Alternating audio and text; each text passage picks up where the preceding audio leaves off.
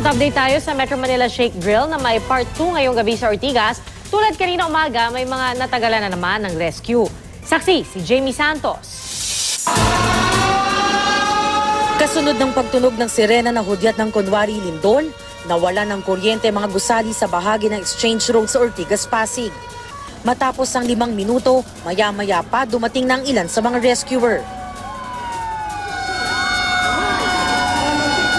Halos kasabay niyan, kunwari na may sumiklab ang sunog sa Philippine Stock Exchange Building. May natrap tuloy sa ikatlong palapag na na-rescue matapos ang kalahating oras.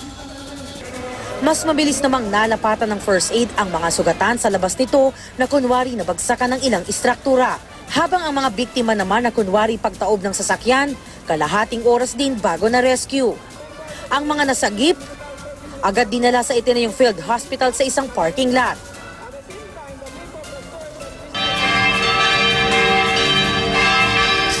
Sa shake drill naman kaninang alas 10:30 ng umaga, iba't ibang senaryo rin ang kunwari nangyari.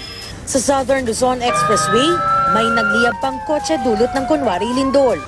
Ang senaryo sa Makati, may mga natrap sa ikatlong palapag na inirapel pa para maligtas.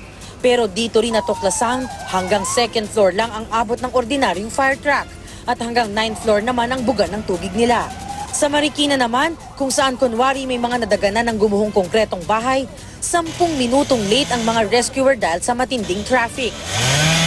30 minuto namang naghintay ang 6 na kunwaring biktima sa Rojas Boulevard na i-airlift sana sa ospital.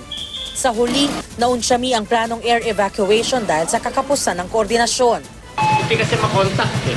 Ay, hindi makontak ng ano, sir? Dito. So, walang alam sila doon. So, walang communication, sir. Walang communications. May 1 minuto naman bago na-rescue ang estudyanteng ito na kunwari nasugatan sa Bagong Silangan, Quezon City. Tila di pa kabisado namang rescuer ang kanilang gagawin. Habang ilang estudyante naman ng Polytechnic University of the Philippines sa Santa Mesa, Maynila, totoong nahilo at nanikip ang dibdib. Meron pa ngang hinimatay.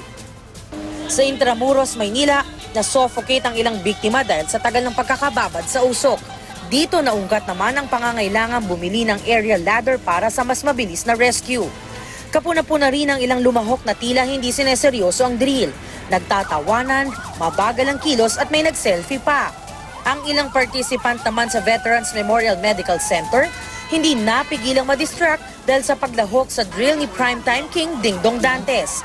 Tinatayang aabot sa 7 milyon ang lumahok, kabilang na ang mga gabinete ng Pangulo, mga mambabatas at Korte Suprema. Gayon din ang ilang nasa probinsya mula sa Central Luzon, Visayas at Mindanao. Sa kabila ng mga puna, mataas ang gradong ibinigay ng MMDA sa ikinasang drill. Ay, mataas talaga yung grade nito. Baka mag 8 or 9. Yung sa ano niya, yung preparedness natin, sir, tumaas ba? Yung dating 5.5? Ay, mataas na ngayon yun. Siguro pwede na natin gawing 7 yon. Ako, si Jamie Santos, ang inyong saksi.